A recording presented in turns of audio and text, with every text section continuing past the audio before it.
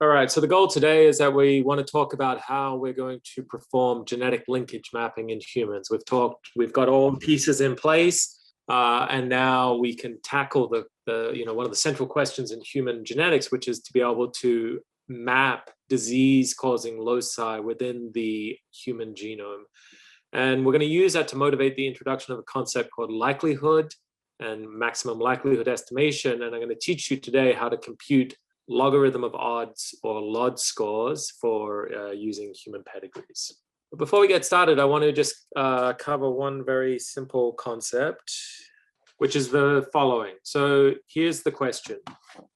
I just want to address this question specifically is to ask what the maximal observed recombination fraction is ever going to be in a genetic cross, right? And so who knows the answer to this question? What is the maximum recombination fraction, or what is the recombination fraction for unlinked loci? Does anyone know the answer?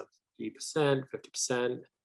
Nice. Okay, let's just talk about let's just convince ourselves that that's the case, okay? So to do that, we can address the following cross. So we can take our parentals here, and what we're going to do is we're going to use this semicolon symbol here, which indicates that the loci are unlinked. Okay, that is that they occur on different chromosomes for this purpose. And so if we have our parentals and we have they're homozygous for the big A allele and the big B allele, and we have our other parentals who are homozygous for the little A allele and the little B allele, but those loci, the A and the B loci, are unlinked, we can generate an F1, and this is our F1 here, which is going to have the following genotype, and we can cross them to this individual. And again, this is a test cross because this individual is homozygous for the recessive alleles. Okay, so this is a test cross. And so in this case, what are our parental combinations? And the parental combinations we can follow in this cross are the big A, big B allele, and the little a, little b allele are the parental combinations, okay? And so if we want to follow now the possible progeny that we can get from this cross in our F2, then let's think about the gametes that we can form here, and we can form the following gametes if we consider this to be our male and this to be our female, but it's a test cross, so these gametes are just the recessive alleles for A and B. And if we look now at the using our square at who the parentals are, and we've defined the parentals here as the big A, big B combination, and we come down here and we can see, well, here's our parentals, parentals, parentals, and our parentals, and then the other parental combination is the little a, little b, and if we look here now, we can see here are our parentals. And so of all the possible progeny that we can get, we'll indicate our parentals in red, and we'll leave the recombinants or non-parentals unmarked, but you can clearly see that there are 50% of them, okay? And so let's just for completion here, the parental combinations are going to be big A, big B, and little a, little b, whereas the recombinants are going to be big A, little b, and little a, big B. And so when we ask the question, what fraction are recombinant, what fraction of the progeny are recombinant when the loci are unlinked, this should allow us to see visually that it's going to be 50%, okay? And so the point being that what we want to remember, the key point here is that no matter how far apart two genes are, or two loci are, the maximum recombination frequency is always 50%, okay? And this is important for us to recall It does not make sense to state a recombination fraction of 60% or 75%, okay? And this is going to be important for defining our hypothesis of a lack of linkage in LOD score analysis today. Let's just, for completion, if this is the maximum recombination frequency, what's the minimum recombination frequency we can observe that is possible to detect? 50% is the maximum. What's lower bound? Let's see a 0 as the suggestion, right? So 0 is the lower bound, okay? So it's possible to observe no recombinants at all in a cross, and that's our lower bound. Right. All right. So in disease gene mapping in humans, there's usually 2 steps that we think about. So the first question we're asking is, where in the genome is the disease gene located? And for an autosomal, either recessive or dominant condition, we know that there are 22 possibilities. The disease gene could be on chromosome 1, 2, 3, or up through chromosome 22, okay? If it's X-linked, how many possibilities are there? X-linked is, by definition, occurs on the X chromosome, so there's one possible chromosome that it could occur on, and that's the X chromosome, of which males have 1 and females have 2 copies. And for Y-linked, of course, there's one Y chromosome. And so for those disorders, you're already done step 1, asking, which chromosome is the disease located on.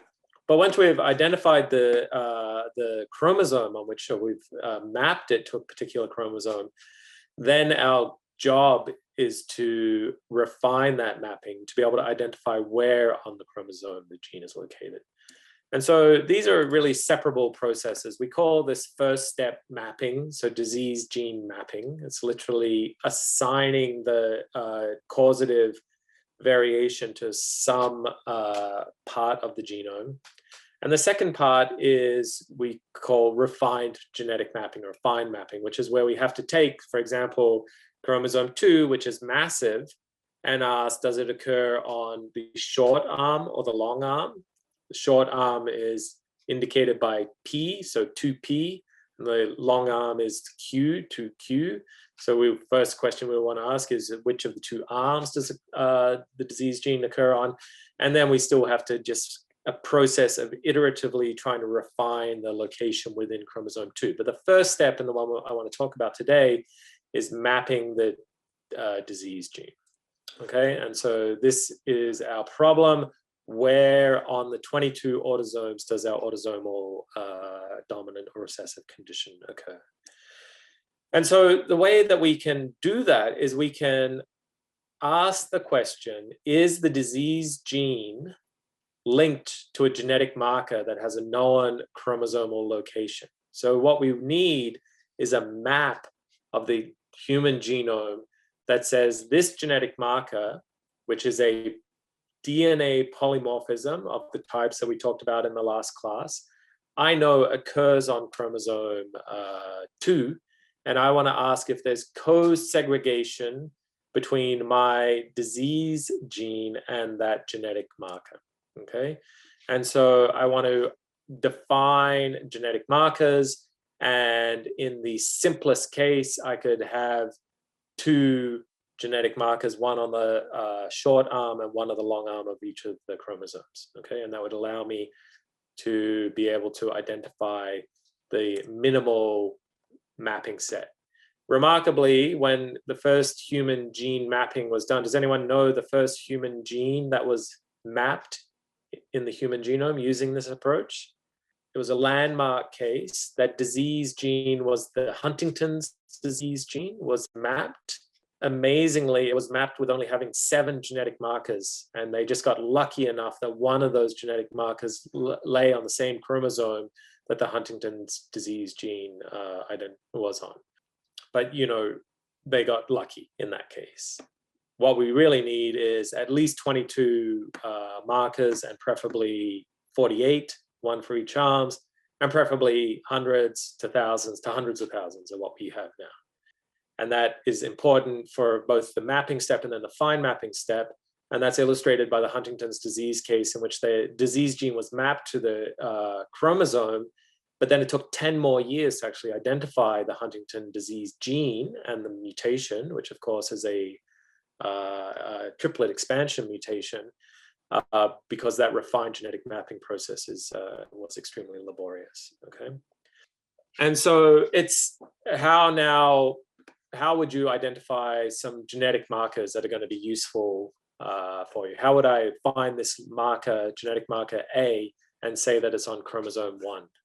DNA sequencing, that would be a good approach, right? And so, you know, you live in the future. It's amazing. 2021, you can that's the answer, right? We'll just sequence the human genome and you can find that genetic marker. And so, bully for you. But, you know, there's a long history of that. But prior to having the human genome sequence, of being able to assign this genetic polymorphic locus A to chromosome 1.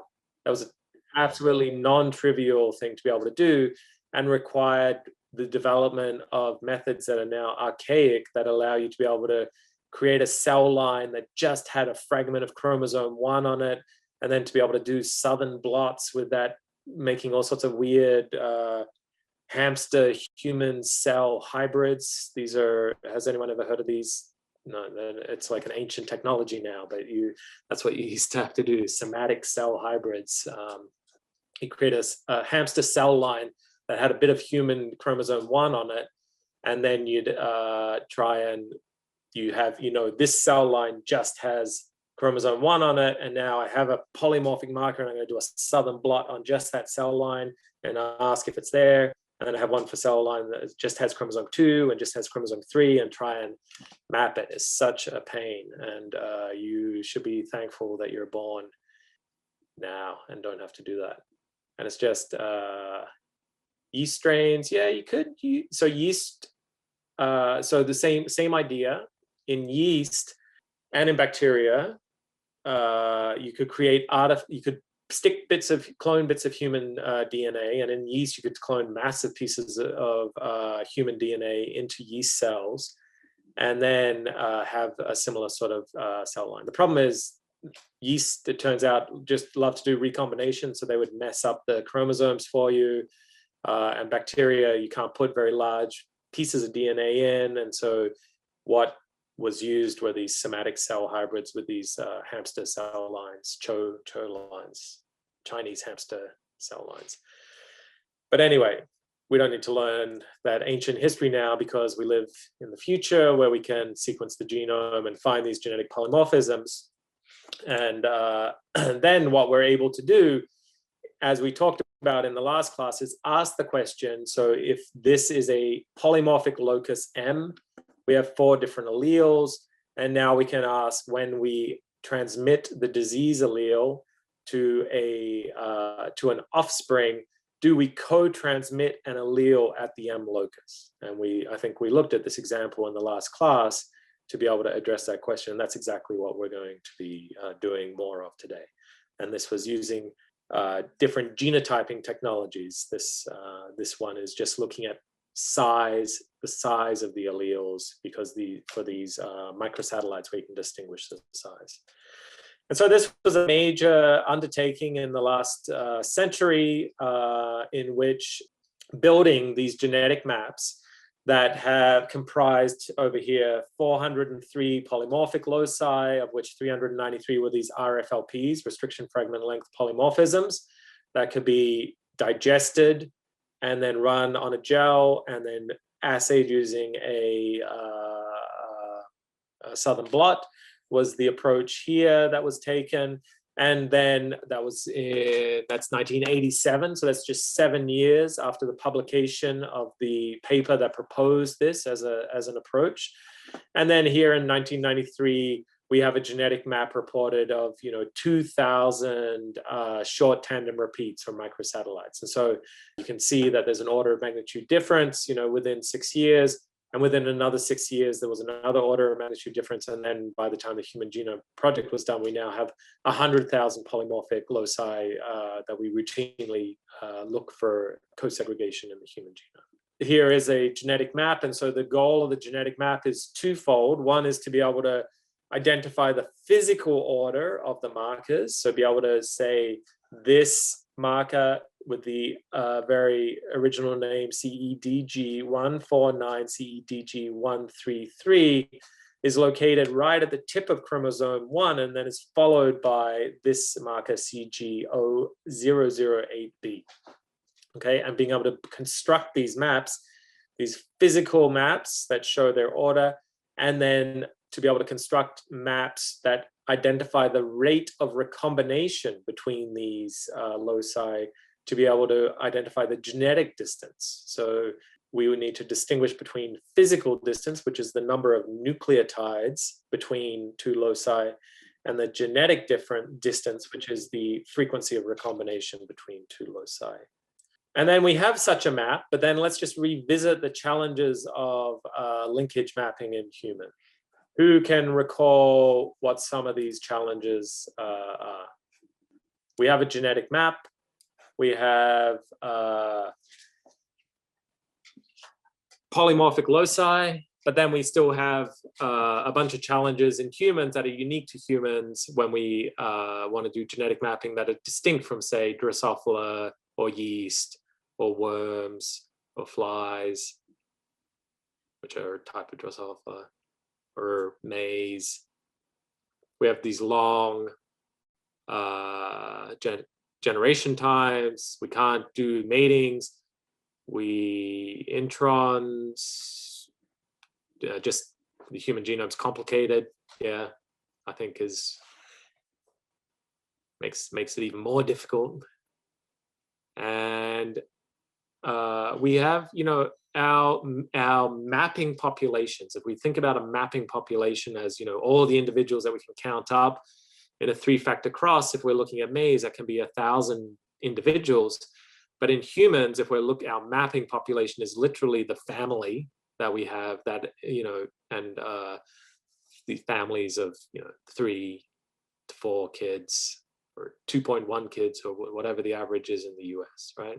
Very small families. And so the question then is for us to ask is, how can we use these small families to assess whether there's evidence for linkage or not between a polymorphic marker and our disease locus? Okay.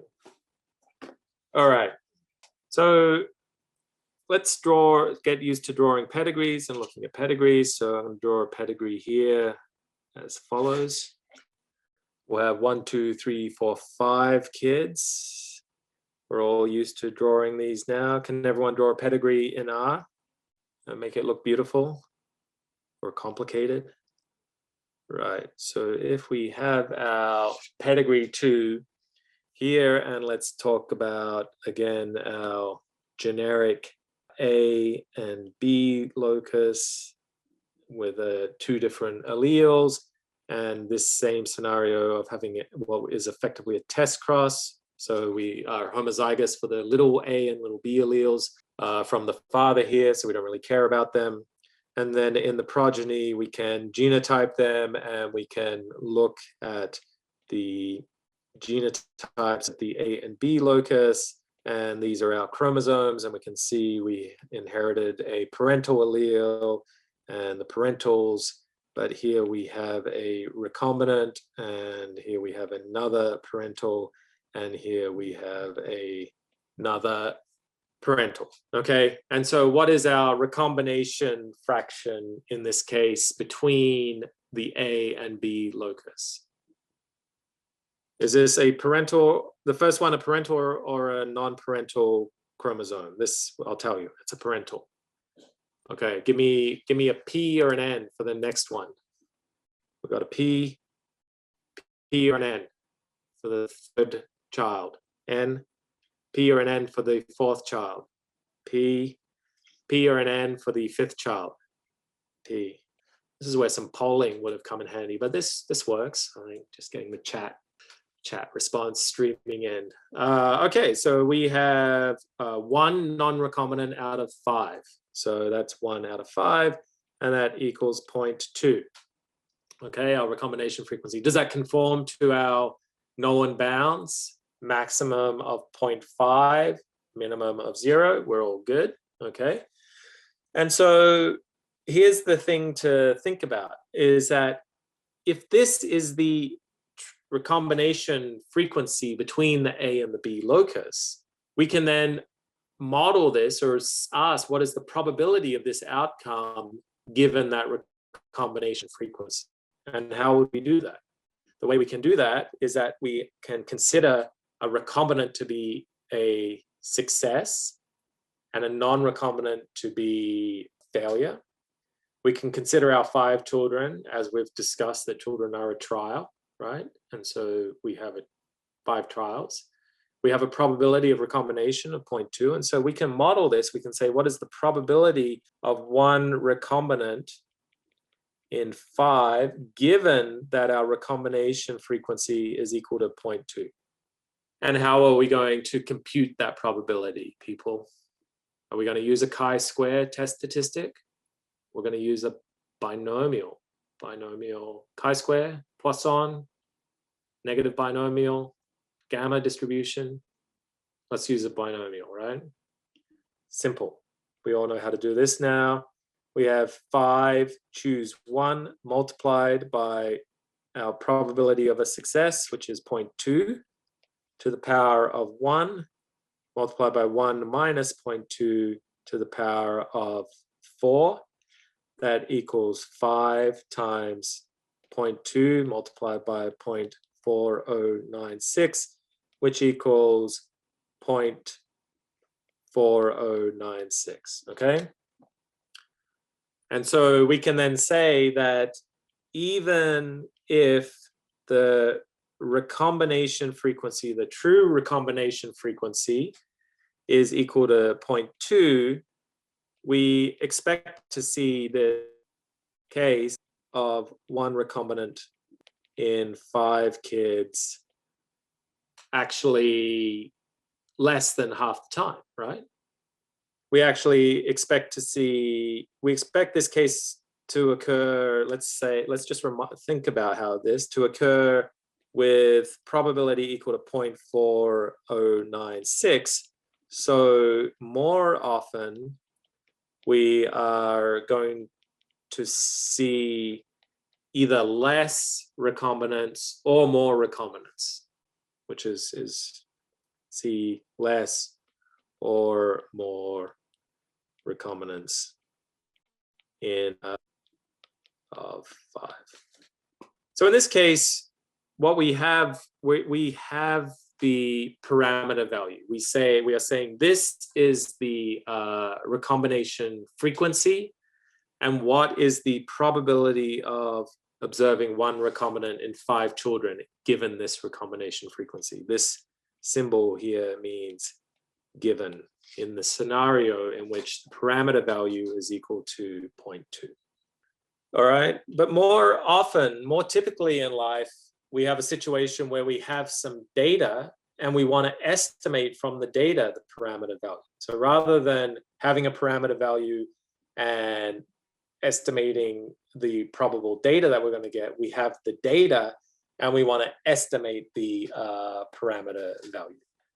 Okay, and so the difference here is that when we know the value of the parameter, such as the recombination frequency, we can say what is the probability of the data given the parameter value. And so in this case, we can say that the probability of 1 in 5 recombinants given a recombination fraction of 0.2 is 0.0496. But if we have the scenario that we have the data and we want to ask what the probability of a particular parameter value is, then we're inverting it, okay? In this case, we're saying what is the probability of the parameter value given the data. And when we do this, we call this probability the like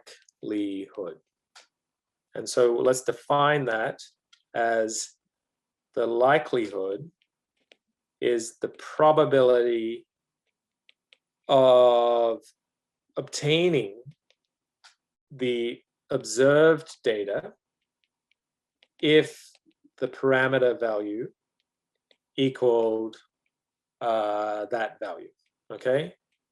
And you should be comfortable with this idea because we should be able to go and now ask, what is the probability of this outcome if we had a recombination frequency of 0.1?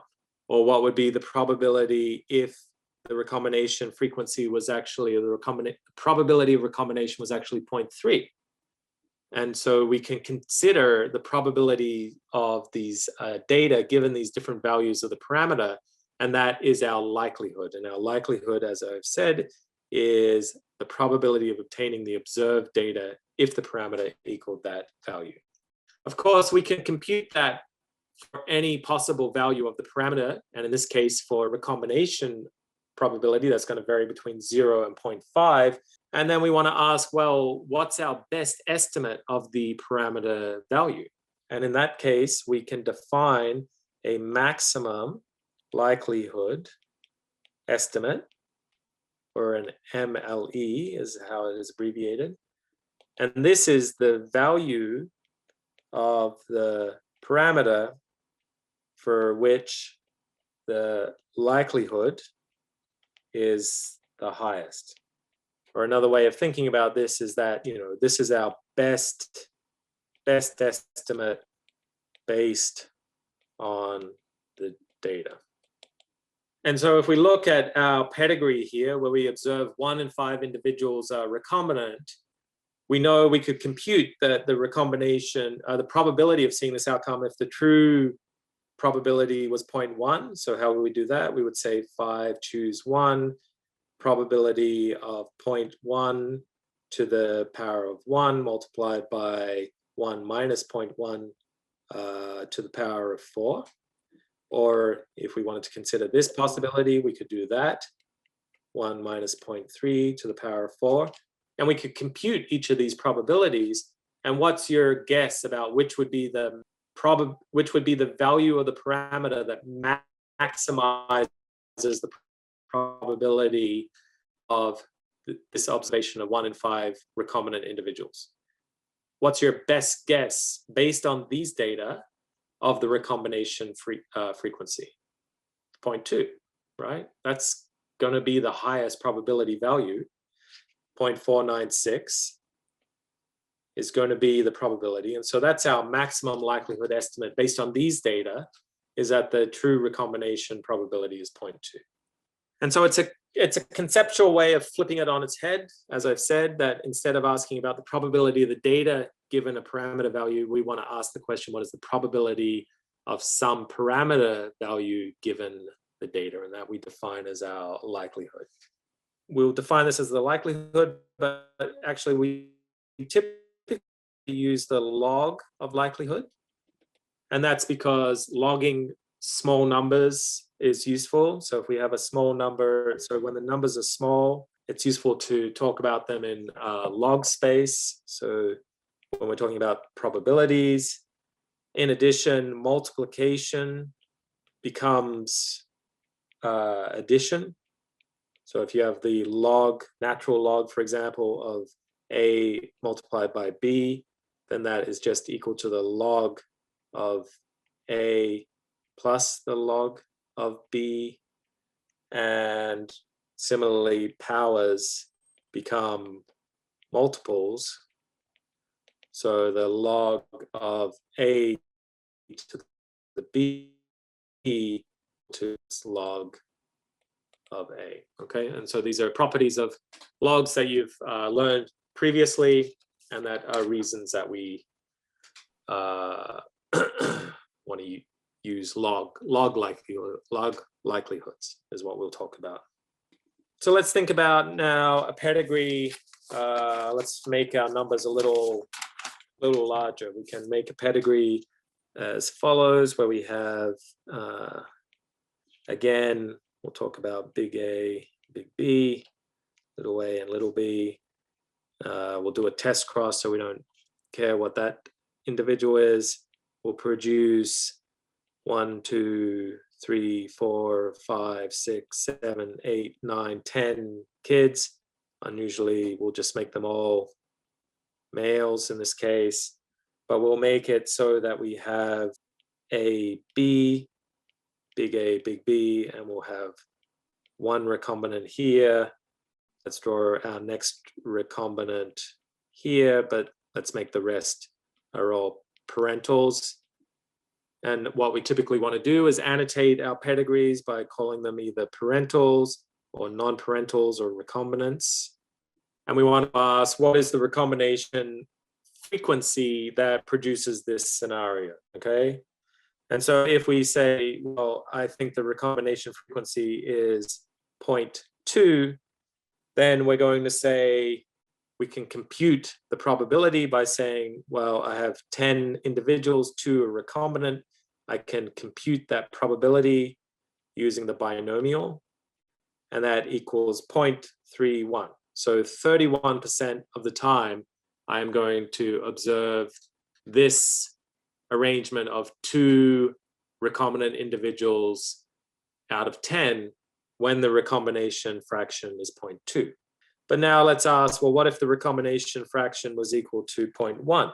So I can do the same thing. I can say I have 2 recombinants, but at a probability of recombination of 0.1, I can compute that probability as follows, and that's going to be 0.19. So I would see that 19% of the time. So this data, the observed data are consistent with a recombination frequency or a probability of 0.1. And I'm going to see 19% of the time I would get 2 recombinants out of 10. Similarly, if I said, well, what if the recombination frequency is 0.3? I can do that same calculation, 0.3, 0.7, and in that case, that's going to occur 23% of the time. So all of these outcomes are possible given these different recombination frequencies. And so this generalizes to being able to say, what is the probability of having X recombinant haplotypes given some probability of recombination between those 2 loci? And I can compute this using the binomial distribution, using the formula that we all know and love, where in this case, what I want to do is I'm going to introduce a more typically used symbol for recombination frequency, which is the symbol theta. So we'll put a theta here instead, and we'll use 1 minus theta. And these are our probability of recombination, or our recombination frequency, and this is our probability of no recombination. And so more typically, you'll see this written as the probability of X recombinants from N total assessed at some recombination frequency theta is equal to N choose X, theta to the power of X, 1 minus theta to the power of N minus X. And so the question, what we're trying to ask here is the following, is what is the likelihood of some value of theta between 0 and 0.5 given N choose X recombinants, which we are calculating using the binomial formula. And so then we can ask this, we can ask the likelihood of our parameter value is equal to 0.1 given N choose X recombinants, the likelihood that theta is equal to 0.2 given the same, or the likelihood that theta is equal to 0.3 given the same data. We can assess all these probabilities. If we want to log this equation here in red to take the log of the likelihood, we can then ask this as what is the natural log of the likelihood of theta given n choose x recombinants, which is going to be the log of n choose x plus we can do the x times the log of theta plus, I'm running the room here, n minus x times the log of 1 minus theta. And I'm taking the natural log of this entire value. And if I then, for example, was to compute what is the natural log of the likelihood given that theta equals a recombination fraction of 0.4, given 10 individuals choose 2 recombinants, then that would be the log of 10 choose 2 plus 2 times the log of 0.4 plus 8 times the log of 0.6. And I can compute that, and I would get negative 2.114 would be my log of the likelihood. The other way we could just do that is we can just compute the probability and then take the log. But I just want you to see that there you can rearrange this, this same formula. And so the question is, how do we determine the maximum likelihood? And so there's 2 approaches that we can take to this. One is we can use calculus. We have a function, right? This is our function here. And so then we can ask, well, if we take the derivative of that function with respect to theta, if we want to find the maximum, then we want to find when that derivative is equal to 0, okay?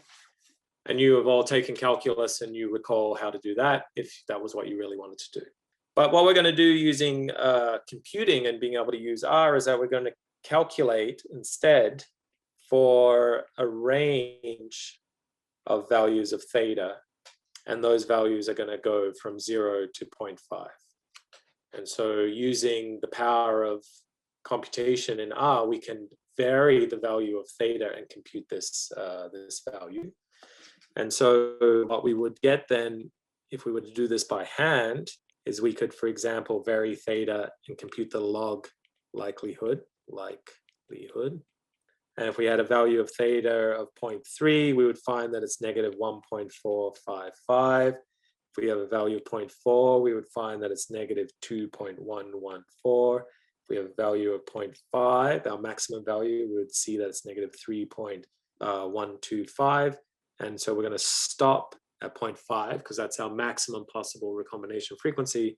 But we want to continue down to 0.2 and 0.1 and test all those values and find what is our maximum value. And that's what we'll do using computation. When we do that, what we're going to obtain is the following. So now we're looking at the x-axis. We have 2 recombinant individuals out of 10 progeny, but we can compute the probability of the data for all the different possible values of recombination frequency between those 2 loci. And what we see is called a log likelihood profile across those values. And what we're interested in is the maximum likelihood estimate. So where is this plot at a maximum? And we can see that it reaches a maximum right here at 0.2, which is consistent with our intuition. But what's interesting is that we can see it's quite flat. You can see that, well, you know, it's not that different if it was, you know, 0.15 or 0.25 or 0.3. So in fact, that gives us a measure of how confident we can be in this estimate of the parameter value of 0.2. Okay, so let's think about that. If we did, instead, we had 20 recombinants in 100 progeny. Instead of 2 and 10, we had 20 recombinants in 100 progeny. We could compute the same log likelihood profile. And we could see now that, in fact, we get more extreme low values over here. And this is consistent with our intuition that our estimate of the parameter should be, we should be more confident. given that we have more data. And in fact, if we had another 10-fold more data, we'd be even more confident. And if we compare those profiles now for 10 observations or 100 observations or 1,000 observations, we can see that our likelihood profiles, the possible different values of the parameter that the data support, become more constrained as our sample size becomes higher, and we have more confidence in our maximum likelihood estimate here. And so the maximum likelihood estimate, the approach that we take is that we say, given the data, given the model, calculate the likelihood for the range of possible parameter values, which is between 0 and 0.5, and ask which value of the parameters of the model make the observed data most likely. Okay, and that's the concept of likelihood and maximum likelihood estimation. And so now let's use that approach to apply it to the question of detecting linkage in human pedigrees.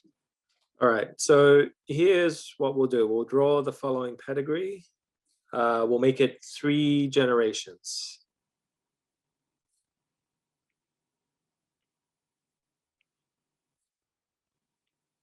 This individual's affected, and we can follow the transmission of the disease in this family. And what mode of inheritance do we have here? X-linked. X, these are the mother in the first, between generation 1, so we use Roman numerals to indicate the generations. The mother is transmitting it to the mother, grandma is transmitting it, which, does that happen for X-linked? No, I think this is simply autosomal dominant inheritance is what we're looking at here, right? And so we have an autosomal dominant mode of inheritance, and let's consider genotyping at the locus A, and we'll use a multi-allelic A locus.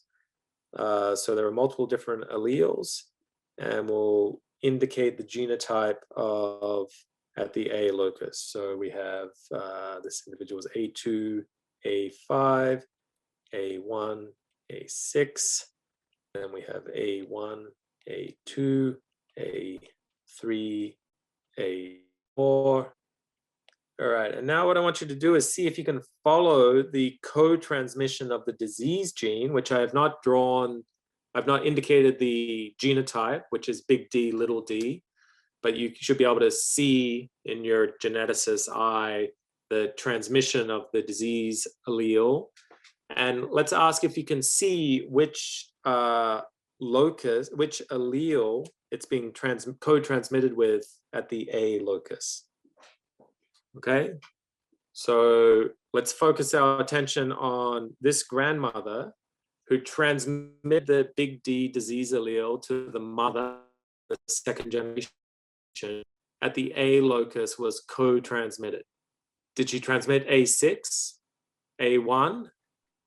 A1, right? You can see A1, this allele was transmitted to this daughter. And we can see that definitively, there's no ambiguity. She did not transmit the A6, and we can see that the A2 allele came from the father over here, okay?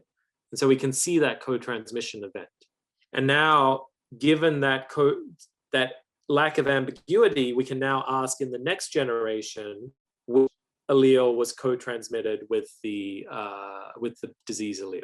And again, in this case, the disease allele was transmitted to this child along with the A1 allele, and the A3 allele has come from this father, okay?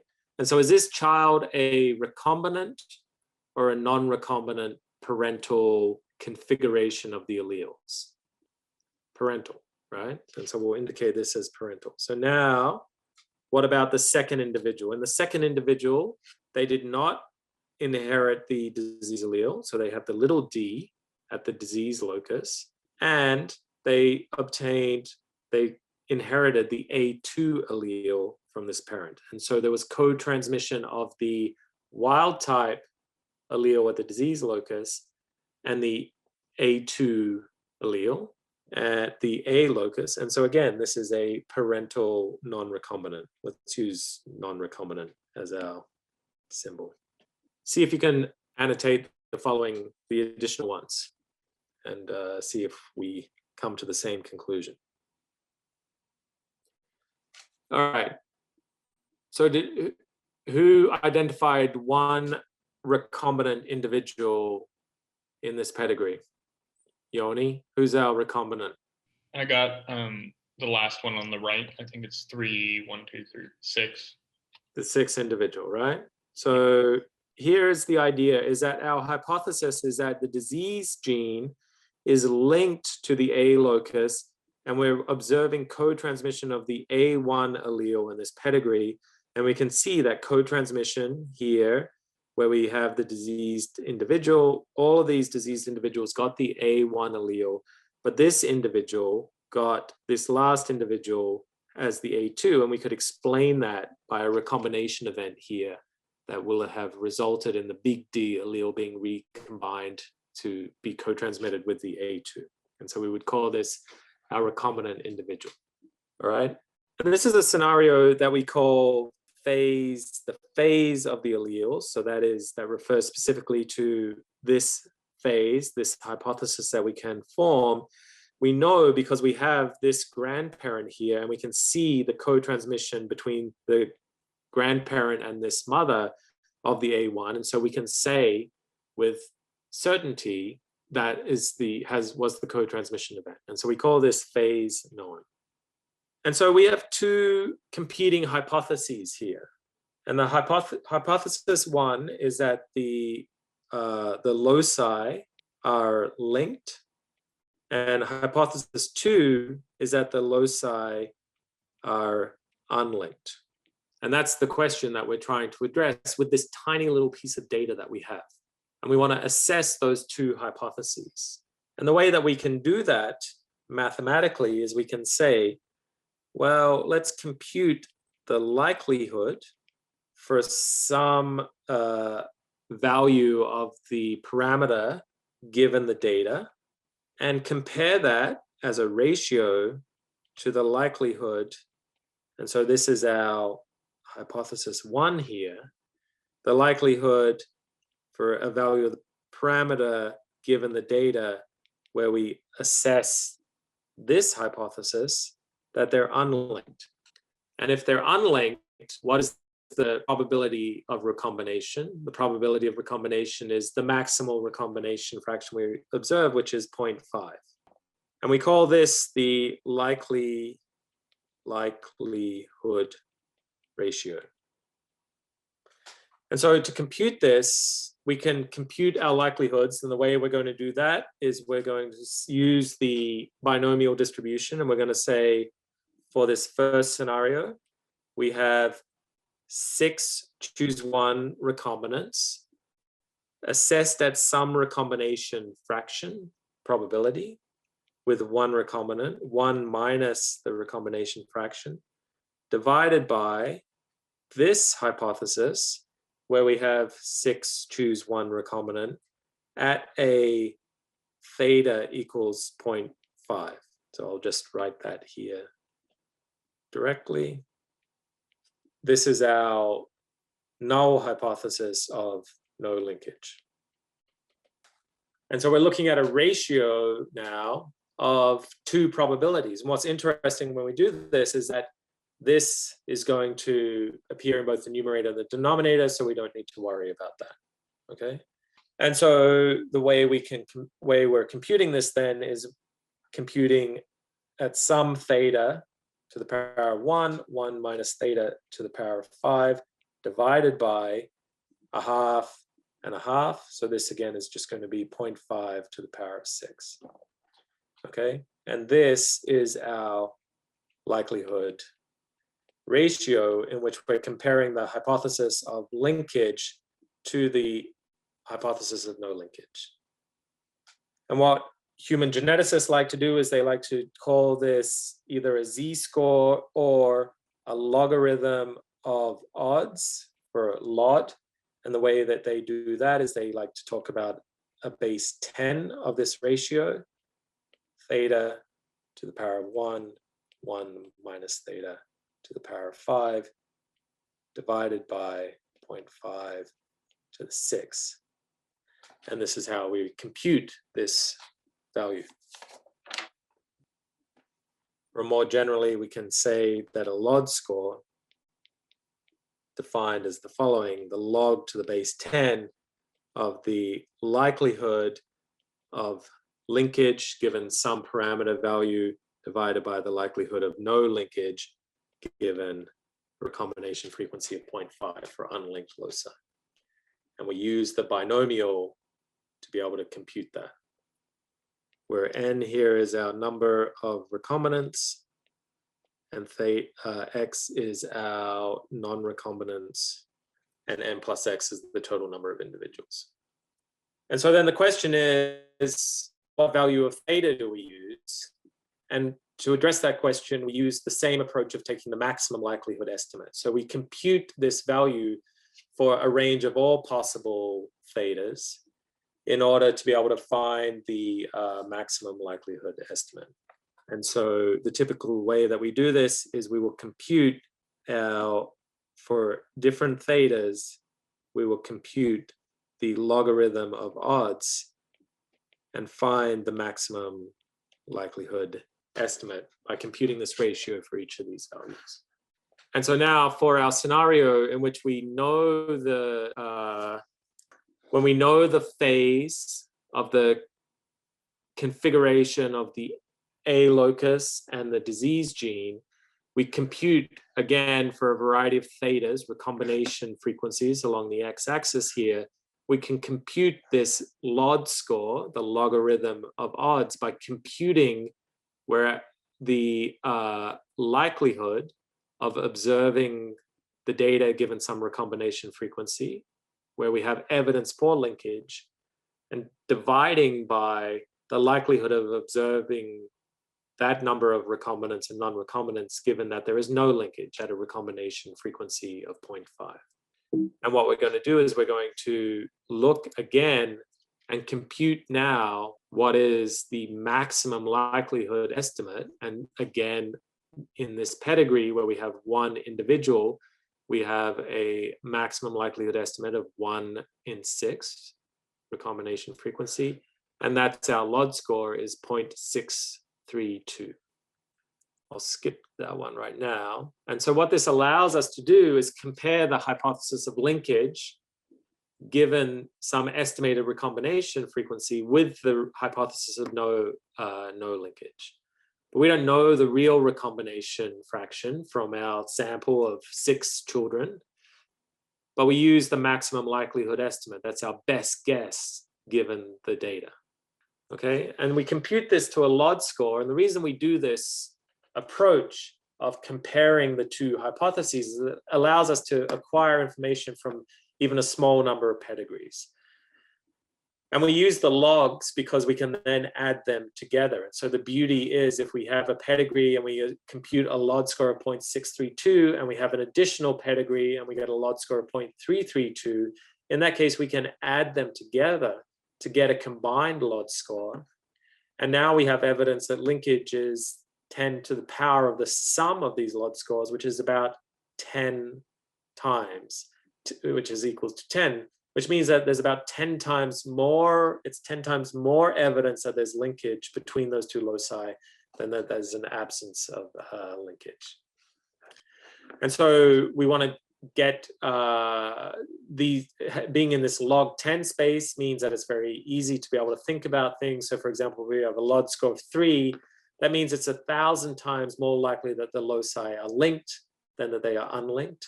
Whereas if we have a LOD score of -2, that means it's 100 times more likely that they are unlinked than they're linked, or 10 to the 0.01 times more likely, that is the other way of saying that they are unlinked. Okay, and so that's why we use log-based 10s to be able to throw around these numbers easily and talk about things in orders of magnitude. All right, and so today what we've done is talked about genetic linkage maps in humans, computing likelihoods and maximum likelihood estimates. And how we use this then to be able to compute the logarithm of odds or LOD scores to be able to look for evidence of linkage versus the evidence for the absence of linkage. And this is simply to be able to ask the question, is the A locus genetically linked to the disease locus? And I showed you an example in which the phase is known. And what we'll do in the next class is talk about the scenario in which the phase is unknown. And just to give you a preview of what that means, if we have these same data, but think about the scenario in which tragically this grandmother has died and we don't have her genotype, then think about the certainty with which we're able to say that the A1 allele is co-transmitted with the disease allele. That's certainly possible, but it could also be possible that the correct phase is that the A2 allele lies on the same chromosome as the disease allele, and that we're looking at many, many recombinants. And so that's a phase unknown scenario. So we'll contrast that in the next class.